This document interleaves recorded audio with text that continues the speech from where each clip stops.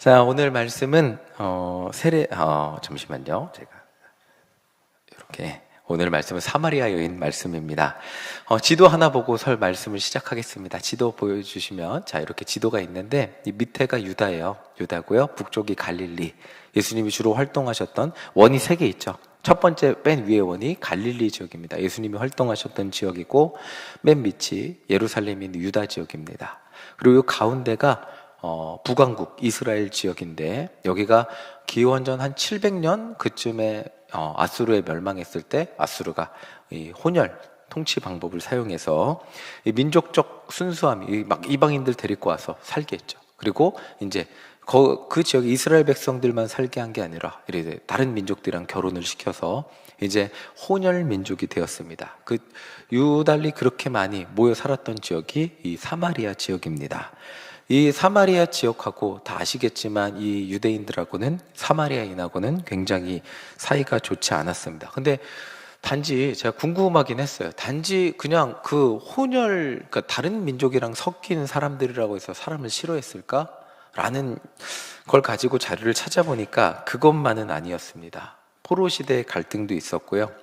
사마리아 사람들도 이게 나름대로, 여기 그림 한번 다시 그림 그 다음 그림 보여주시면, 네, 그 다음 그림 보여주시면 이게 그림 심상 정상인데, 이거는 비잔틴 시대에 세운 성전 터고요. 그 전에 사마리아 사람들도 예루살렘에 가서 예배 안 드리려고 자기들 나름대로 그리심산 정상에 성전을 지었다고 합니다. 그런데 기원전 100년, 예수님 오시기 100년 전에 유대인의 지도자가 거기 가서 부신 거예요. 여기는 인정할 수 없어. 예루살렘 성전이야. 부셨어요. 그러니까 사마리아 사람들 입장에서는 굉장히 이제 뭔가 폭력을 당하고 파괴를 당했기 때문에 굉장히 큰 원수가 된 결정적인 사건이었다고 합니다. 이렇게 민족적 갈등이 쌓인 상황에서 다시 그 다음 그림 보여주시면 또 지도인데, 이런 상황에서 예수님이 이 밑에 지역이죠. 예루살렘에 계시다가 북쪽 갈릴리로 가실 일이 계셨습니다. 그래서 보통은 유대인들은 저 파란색을 이렇게 지나치지 않아요. 최단 거리는 그냥 저 파란색 사마리아 지역을 통과하는 건데 통과하지 않았어요. 이렇게 삥 둘러갔다고 합니다. 삥 둘러가면 광야인데 그쪽 삥 둘러갔다 그래요. 근데 예수님은 그냥 질러 가셨습니다. 예수님이 이 우물이 있는 이 야곱의 우물이라고 써 있는데, 여기 글자가 작아서 보이실지 모르지만 야곱의 우물이라고 써 있는 그쯤에 도착하셨을 때 오늘 말씀의 주인공인 사마리아 여인을 만나셨습니다. 예수님 혼자 쉬시고 계시는데 그때 이제 여인 한 명이 등장을 한 거예요. 예수님은 그 여인에게 물을 달라고 요청하셨습니다. 뭐 요즘이야 물 좀 주세요, 안 하죠. 물 좀 주세요, 안 하겠네. 요즘은 안 하겠죠. 그냥 편의점 가서 사 먹으면 되니까, 예, 그냥 아니면 아리수 가서 이렇게 마셔도 되는데, 예수님은 여인에게 물을 달라고 하셨습니다. 여인은 깜짝 놀랐어요. 자신에게 말을 건 사람이 유대인 남자였기 때문이었어요. 이 당시 유대인 남자는 절대로 그러니까 공공 장소에서 여자에게 말을 거는 것 자체가 실례였다고 합니다. 근데 사마리아 여인한테 말 거는 거는 엄청난 일이죠. 그러면 안 되는 거예요. 그냥 큰일 나는 거예요. 그런데 심지어 예수님처럼 제자를 끌고 다니는, 그래서 가르치는 랍비라 그러죠. 랍비, 선생님들이 사마리아 여인과 말을 하면 큰일 난 거죠. 정말 큰일 나는 일이었습니다. 어떤 유대인들의 정결법이 아주 엄격한데, 이 물을 마실 때도 자기들이 생각하는 자기 그릇, 정결한 그릇만 사용했어요. 근데 사마리아 여인에게 물 달라고 하면 누구 물그릇으로 마시겠다는 얘기예요.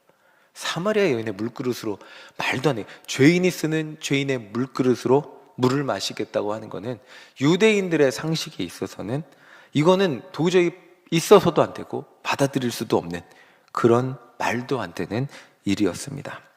그런데 예수님은 여인에게 한낮에 말을 걸면서 물을 달라고 했어요. 이게 정말 파격적인 일. 여기에서 예수님의 정체성이 드러나는 거예요.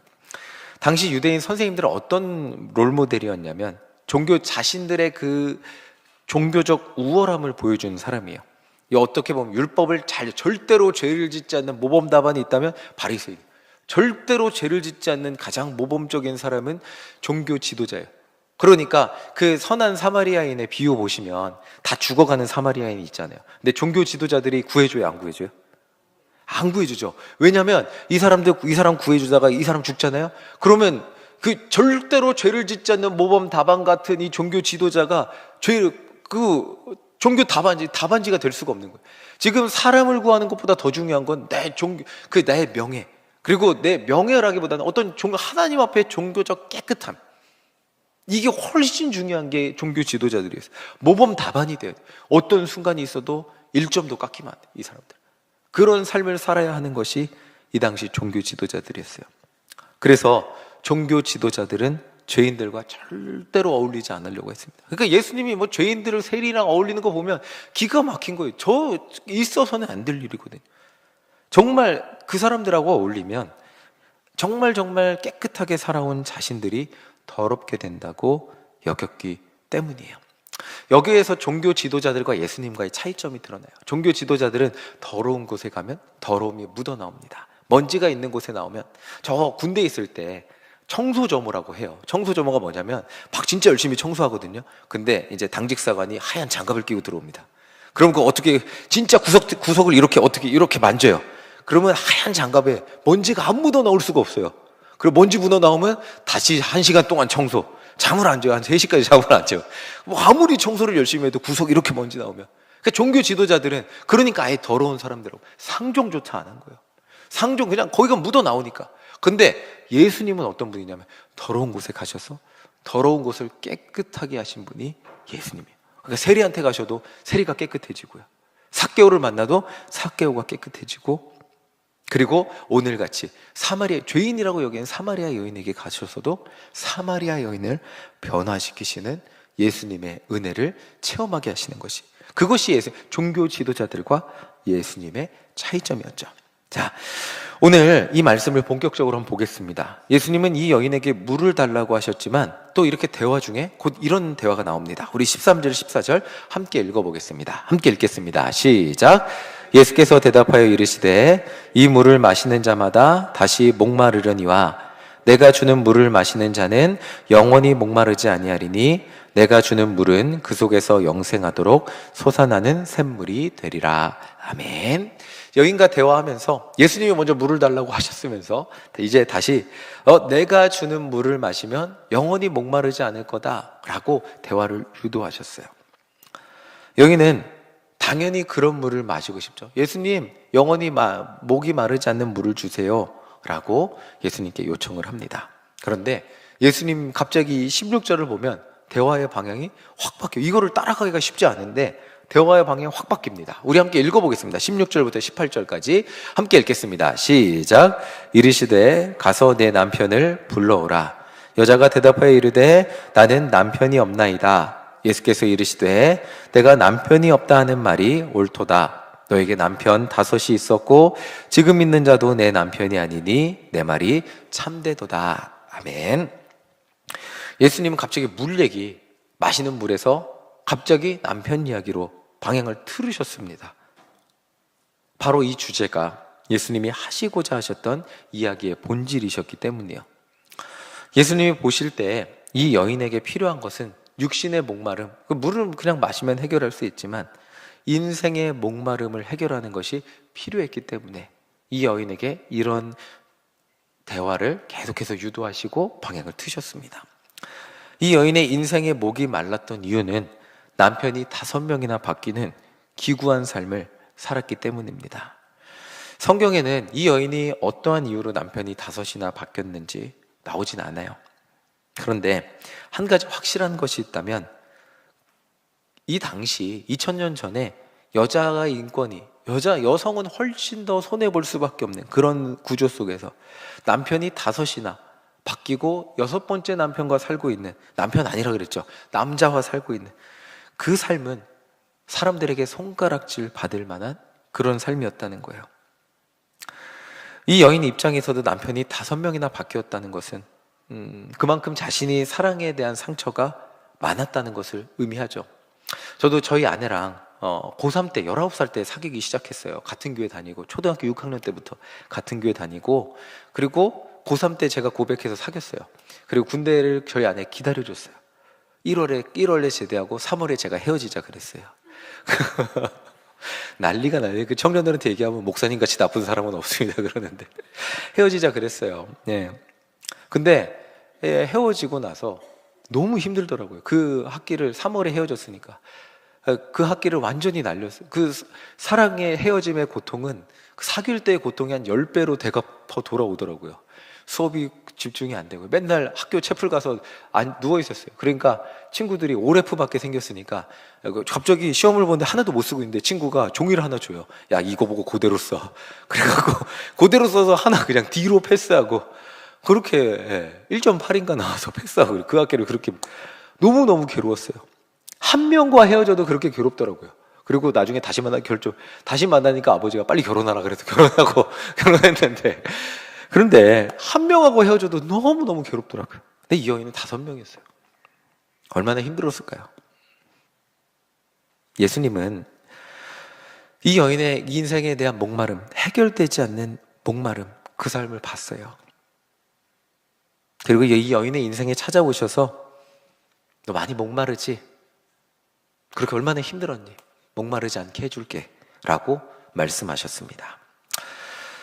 여인은 아주 성경에 나오는 극단적으로 목이 마른 인생이죠. 여인이 첫 남자와 결혼할 때 그래 결심했을까요? 나는 이 남자랑 만족하지 못해. 5명은 더 만나봐야겠어. 이랬을까요? 절대 그러지 않았겠죠. 근데 살다 보니까 어느새 자기도 모르게 5명의 남편을 만난 그런 기구한 인생에 여인이 되어버리고 말았습니다. 저는 이 삶을 보며 밑빠진 독에 물붓기라는 그런 생각이 들게 됐어요. 잘 살고 싶어서 2번째 남자 만나면 이젠 끝이야. 행복하게 살아야지. 그 남자로 그 밑빠진 독을 채워보려고 그랬는데 채워지지 않았죠. 또 문제가 생겨서 헤어졌겠죠. 무슨 일인지 모르게 헤어졌어요. 3번째 남자로 그 밑빠진 독을 채워보려고 그랬는데 안 됐어요. 그렇게 그럼 남자 없이 살면 되는데 지금도 결혼하지 않은 남자랑 그래도 내 밑빠진 독을 남자로 채워보려고 그렇게 살고 있는 이 여인이 참 기구한 그런 인생의 여인이 되어버리고 말았어요. 이 여인의 인생에 있어서 밑빠진 독은 남자와의 관계가 되어버리고 알면서 상처가 있으면서도 그 밑빠진 독을 그걸로 어떻게든 채워보려고 그냥 애쓰며 살아가는데 채워지지 않는 그런 인생이 되어버리고 말았습니다. 참 우리는 남의 인생을 쉽게 말하고 유난히 이렇게 밑빠진 독이 커 보이는 이 여인의 삶을 쉽게 이야기하곤 합니다. 뭔가 문제가 있을 거야. 그러니까 남자가 그렇게 많이 바뀌었지. 그렇게 이야기하기 참 쉽습니다. 그런데 사실 우리의 삶을 하나하나 되돌아보면 우리의 삶에 저도 마찬가지, 누군가 마찬가지죠. 우리만의 밑빠진 독이 우리 인생에 존재하기 마련입니다. 처음에 우리 인생에 우리 청년들 아니면 저희 자녀 그때는 나는 그렇게 살아야지 생각했던 사람 아무도 없는데 인생을 살고 최선을 다해 살다 보니 30년, 40년, 50년, 60년 살다 보니까 내 인생에 어느새 밑빠진 독이 존재하는지도 모른 채 그냥 거기에 물 붓고 사느라 정신 없었는데 살다 보니까 그것이 밑빠진 독이라는 것을 깨닫고 사는 그런 인생이 되어버릴 때가 너무나 우리는 누구나 그런 삶을 살아가고 있습니다. 누군가에게는 이 여인과 같은 관계에 밑빠진 독이 있고요. 누군가에게는 재정에 밑빠진 독이 있죠. 누군가에게는 남의 시선이라는 밑빠진 독이, 누군가에게는 인생의 안정이라는 좀 편안한 삶이라는 밑빠진 독이, 누군가에게는 성공과 성취에 대한, 누군가에게는 사랑을 받고자 하는 그 욕구에 대한 밑빠진 독이 존재합니다. 인간 누구에게나 이 밑빠진 독이 존재하고 이것이 채워지지 않아서 이것만 채워지면 행복할 텐데 왜 내 인생에 이것이 다른 사람 다 가지고 있는 것 같은데 왜 나는 그게 채워지지 않을까? 왜 내 인생은 계속 물이 채우고 사랑으로 채우려고 해도 재정으로 채우려고 해도 왜 나는 그걸 채워도 계속 물이 새고 있지? 괴로워하며 아파하며 눈물 흘리며 살아가고 있습니다. 이것만 채워지면 진짜 행복할 텐데 만족되지 않는 우리의 삶 가운데 내 인생이 진짜 행복하지 않는 이유는 저 부분이 깨져 있어서라고 생각하며 살아가게 됩니다. 여러분들이 채우고 싶은 인생의 그 밑빠진 독은 무엇입니까? 예수님은 평생 남자에게 상처받으면서도 남자로 그 인생의 밑빠진 독을 채우려고 했던 그 여인에게 나는 너를 더 이상 목마르지 않게 해줄게 라고 말씀하셨어요. 이게 예수님이 이야기하고 싶었던 본질이에요. 그리고 이제 대화의 주제는 바로 예배로 나갑니다. 예배로 넘어가요. 우리 23절, 24절 함께 읽어보겠습니다. 우리 함께 읽겠습니다. 시작. 아버지께 참되게 예배하는 자들은 영과 진리로 예배할 때가 오나니 곧 이때라. 아버지께서는 자기에게 이렇게 예배하는 자들을 찾으시느니라. 하나님은 영이시니 예배하는 자가 영과 진리로 예배할지니라. 아멘. 자, 이 대화의 주제가 너무 훅훅 바뀌어요. 종잡을 수 없게.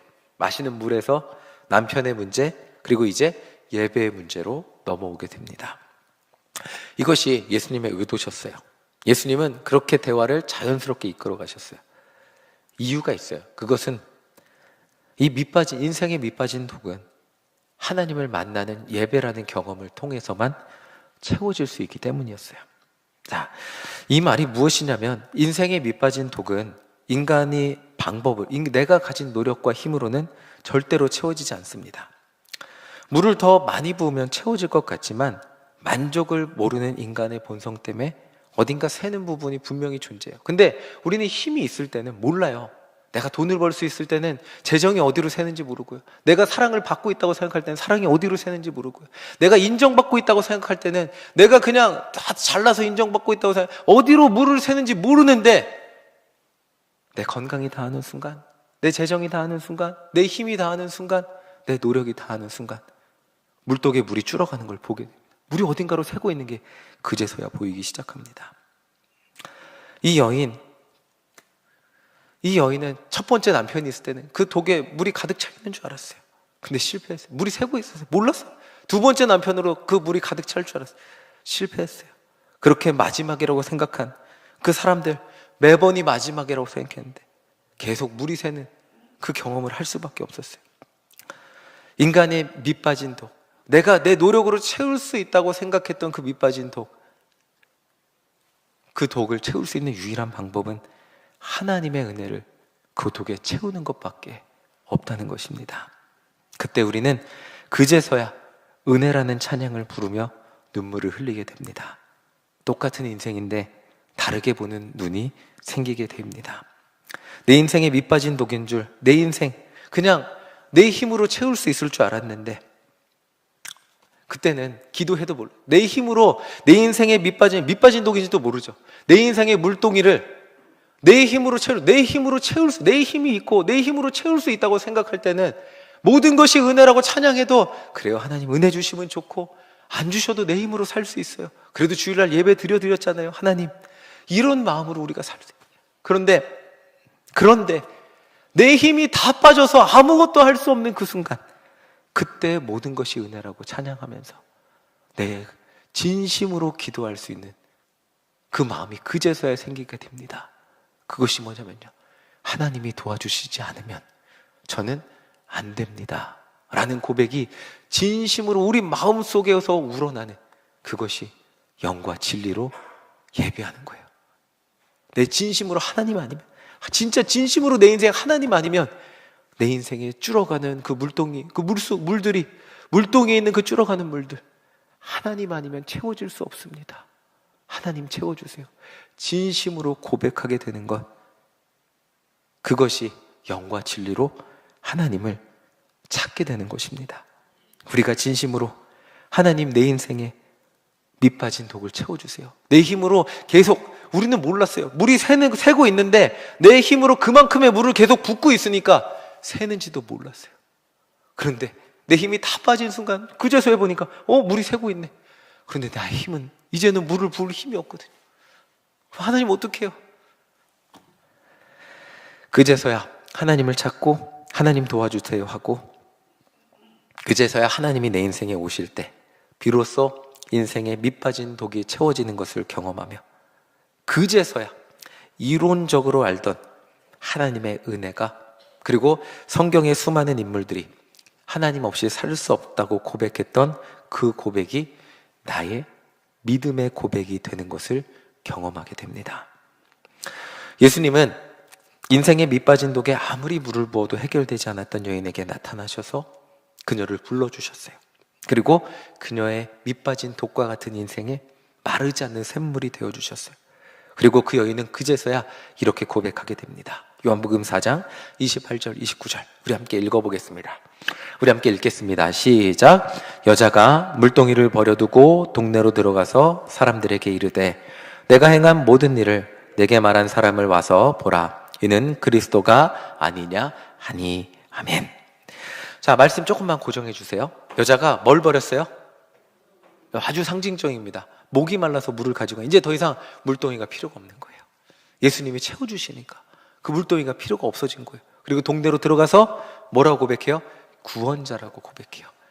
내 마음을, 내 삶을, 그냥 아무리 뭘 해결하려고 그래도 해결되지 않았던 그 내 마음, 내 내면의 고통과 아픔, 내 인생의 물동이가 나를 그 물동이를 해결해 주신 구원자가 등장을 했다고 사람들에게 고백하고 있는 것이 이 여인의 변화였습니다. 우리가 우리 인생에서 그렇게 애쓰며 채우려고 했던 물동이, 채워지지 않아서 괴로워하고 힘들어했던 물동이, 사실 그것 예수님 앞에서 아무것도 아닐 수 있습니다. 그냥 내려놓고 보니까 그것이 그냥 없어도 살 수 있는 내 집착이고 내 목표였을 수도 있습니다. 예수님을 만나자 그 여인은 그 물동이를 그냥 내려놓을 수 있는 자유를 얻게 됐어요. 이제 이 말은 한편으로는 그녀에게 그렇게 상처를 주었던 남자 없이도 살 수 있는 그런 자유함을 얻었다는 말이기도 하겠죠. 오늘 여러분들 삶에 지고 가는 무거운 물동이는 무엇입니까? 사람들의 기대, 사람들과의 관계, 청년들이랑 대화하면 사람들의 기대도 있지만 부모님의 기대도 있더라고요. 부모님의 기대, 좋은 사람이 되어야 한다는, 착한 사람이 되어야 한다는 기대, 조금 더 나은 삶을 살아야 한다는 그런 욕심과 기대, 남들 보기에 부끄럽지 않은 삶을 살아야 한다는 그런 마음. 여러분, 그 물동이는 절대로 우리의 힘과 우리의 노력만으로는 채울 수 내가 이렇게 열심히 살았는데 내 인생의 물동이 결과가 이것밖에 되지 않습니까? 맞아요. 그것밖에 되지 않아요. 내 힘과 내 노력으로는 그것밖에 되지 않는 것이 우리 인생의 냉정한 결과일 수 있습니다. 그런데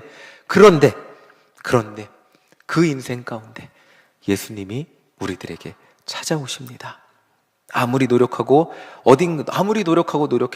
어딘가로 새고 있는 그 우리 인생의 물동이, 그것들을 예수님께 내려놓고 예수님이 주시는 인생의 잔을 마시며 살아갈 때 그것들을 정말 우리 안에 참 자유가 임하는 것을 경험하게 될 것입니다.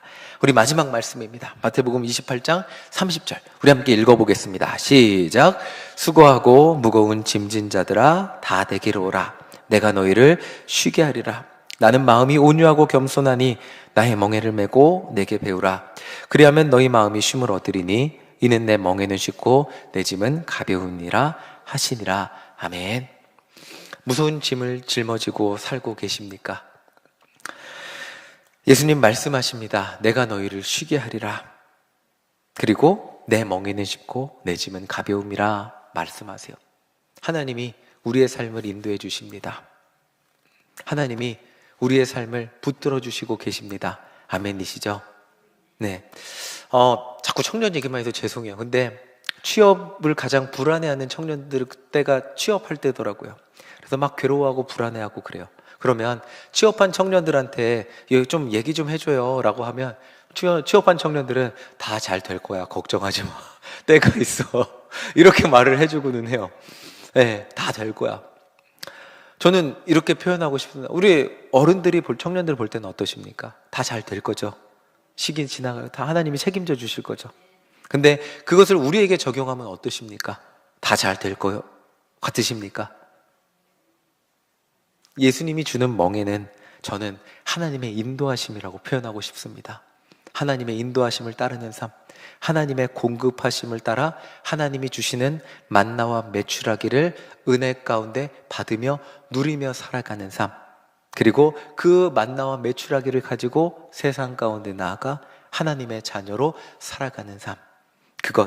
그러니까 다시 말씀 보여주세요. 예수님이 왜 대체 목사로 사는 게 쉽지 않은데, 그리스도인으로 사는 게 쉽지 않은데 왜 가볍다고 말씀하셨지? 라고 저는 의문이 있었는데 가볍습니다. 왜냐하면 하나님이 책임져 주시기 때문에.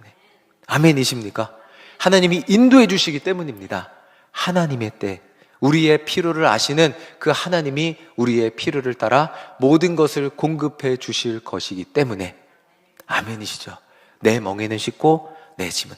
너희들이 너희 인생의 물동이를 채우려고 그냥 계속 물이 새는데 물이 새는 것도 모르고 계속 물을 기로다가 붓는 그 삶을 내려놓고 하나님이 책임져 주시는 그 삶을 하나님께 맡기고 살아봐. 그럼 하나님이 다 책임져 주실 거야. 내 멍에는 씻고 내 짐은 가벼움이라. 그 은혜를 누리고 모든 것이 은혜였소 라고 고백하며 살아가는 우리 모두가 되시기를 간절히 소망합니다. 아멘. 우리 인생의 마지막 고백 뭐라고요? 모든 것이 은혜였습니다 라고 고백하며 나아가는 우리 모두가 되시기를 간절히 소망합니다. 아멘.